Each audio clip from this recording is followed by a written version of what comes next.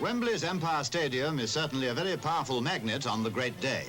100,000 or so were there, and they fairly cheered Matt Busby, who had recovered sufficiently to be present, as his Manchester United men came out beside their white-shirted opponents, Bolton Wanderers. It's Bolton Wanderers on the left, led by Bill Redding. Manchester United led by Jimmy Murphy.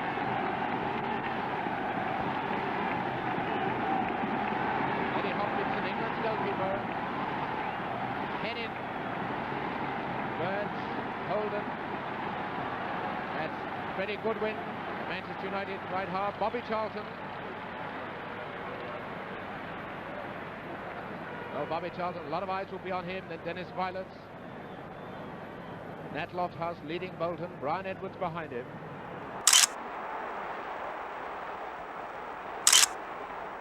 Nat Lofthouse presents the Wanderers, and then under the eyes of Matt Busby himself, United skipper Bill Fowkes presents the team which, after the Munich tragedy, very few people expected to reach the final.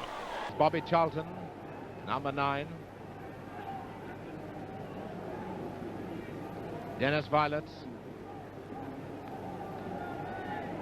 It's right, Ernie Taylor. Freddie Goodwin. Jimmy Murphy, a former Welsh international. The acting manager of Manchester United.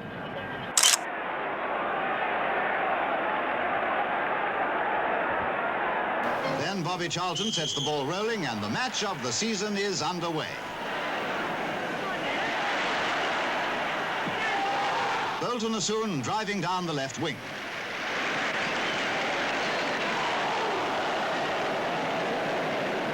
It's the vital moments at Wembley when the nerves take the toll and the players try to gauge the speed of the ground.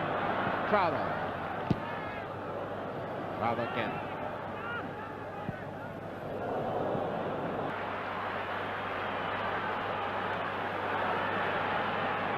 Corner for Bolton, taken by Holden.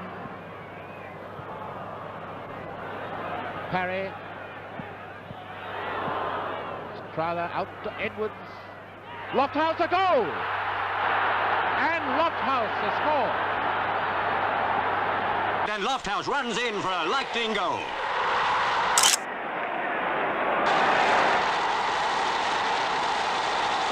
Less than 3 minutes play, and Bolton are one up already. So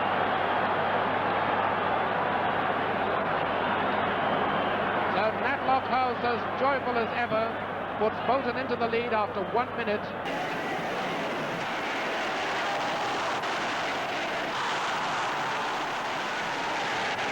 Charlton beats Higgins. Taylor shoots, and a beautiful save. Manchester's forward line attack again, and a slowed down camera shows the brilliance of a Hopkinson save.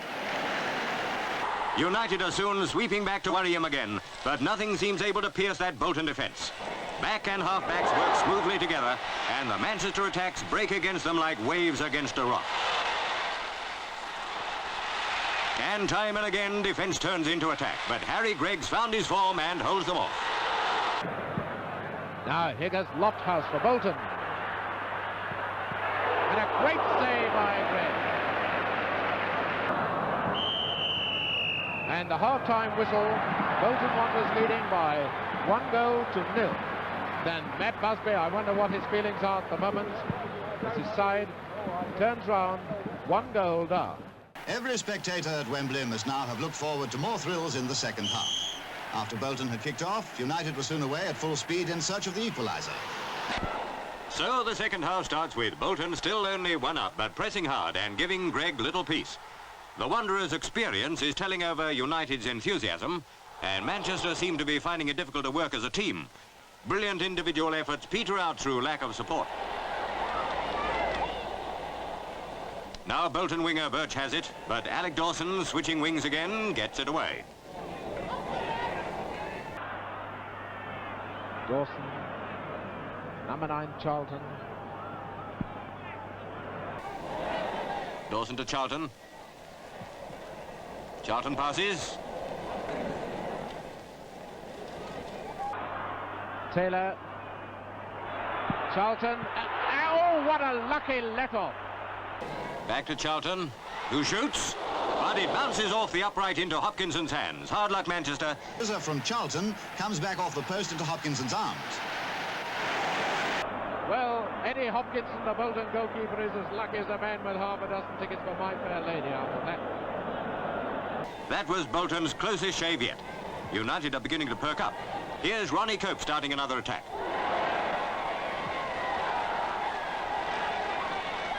But the Bolton defence holds. 10 minutes of the second half gone. 1-0, Bolton leading. Holden to Parry. Holden, number 11. Stevens, Edwards. To Stevens. A goal by Lofthouse. And Greg is hurt.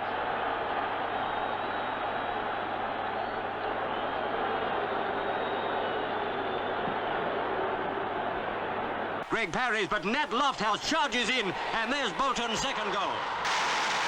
The ball was in the air, and I went on for it. And Harry got to the ball first, and it was a foul. There's no ifs and buts about it. It was a foul. And Lofthouse sends the ball and Greg into the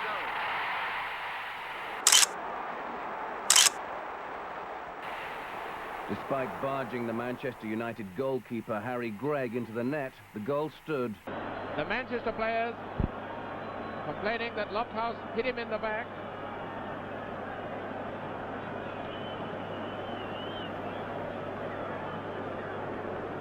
Greg, the Manchester United fans going for all their worth at the award of that second goal and onto the field.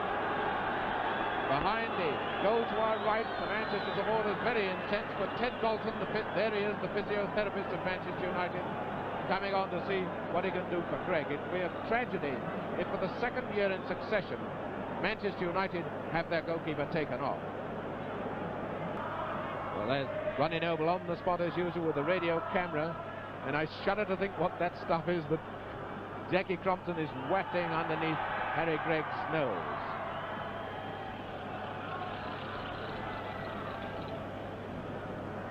Certainly seems to be acutely distressed, but they don't come any tougher than Harry Gregg, the Manchester United and Ireland goalkeeper. I wonder what a group of players, Annie Taylor, number 8, and Dennis Violet, Bobby Charlton, and number 11, Webster, and Gregg is all right.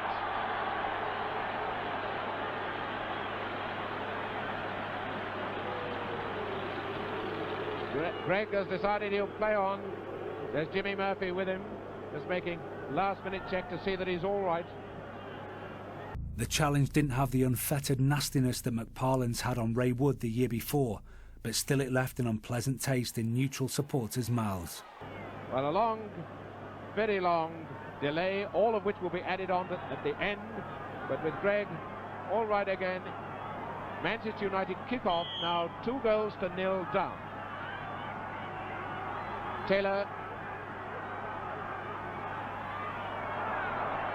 Violets, and a corner kick for Manchester United, and I should imagine that photographer will know all about it. Don't worry, pal, it hurts more tomorrow morning. A corner. Up go the heads, and it's obvious that Gregg's recovered. Good win to Violet, but it's out of play. Webster runs in and shoots. Hopkinson can't hold it, but Higgins tips it away. And still it's the same story. The Manchester forwards get moving often enough, but they just can't push an attack home.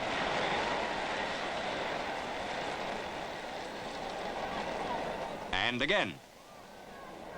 Charlton with the throw for Manchester United to Crowther. Charlton.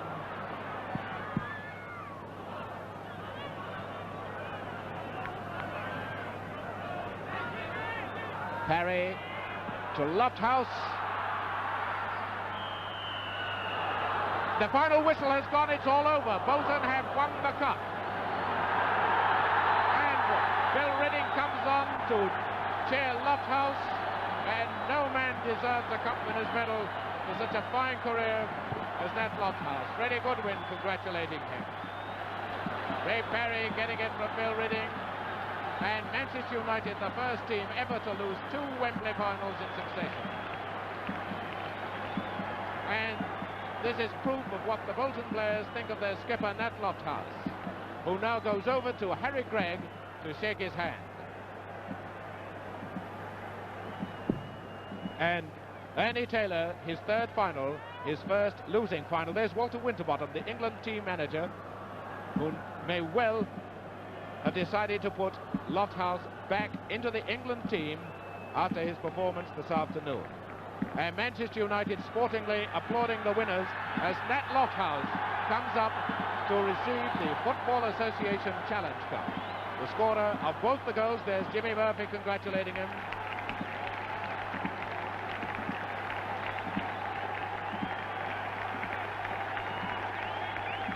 This is the moment of joy that the moment of joy that all professional footballers hope for, and of course all the fans of every club. Well, you'd think that was his mother.